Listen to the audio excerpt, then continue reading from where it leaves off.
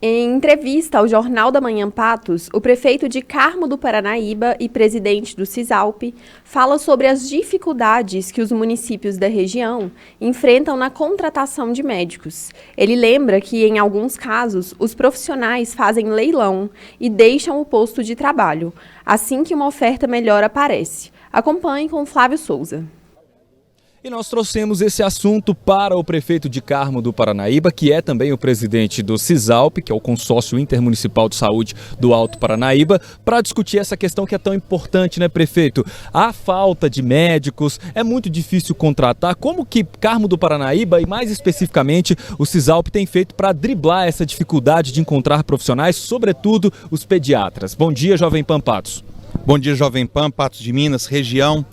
Vamos por partes. Primeiro, pediatra é uma especialidade bem complicada de se encontrar. Existe uma carência da formação desse profissional, até por opção dos médicos. Enfim, então é bem delicado a gente conseguir, às vezes falta, às vezes se consegue esse profissional a um preço bem razoável para as prefeituras. Segunda parte, a prefeitura... A gente dribla, enfim, das suas palavras, a gente dribla a questão da falta dos médicos num processo de terceirização. Especificamente no Carmo, a contratação de médicos é via terceirizada. Nós contratamos uma empresa, salvo engano, do sul de Minas, não me lembro mais a cidade exatamente, mas nós contratamos uma empresa do sul de Minas e ela tem a obrigação, e com o município, de fornecer os médicos. Havendo algum tipo de problema com esse médico, a empresa já faz as trocas e nós organizamos dessa forma, então a terceirização. No caso específico de médicos, da falta de médicos aqui da região, o Cisalp, pela contratação com as prefeituras, o Cisalp contrata alguns médicos para a oferta da mão de obra do trabalho deles aqui no regional, por exemplo. Então, na essência da situação é a terceirização da contratação dos médicos. O Cisalp faz isso, especificamente o Carmo também tem feito dessa forma.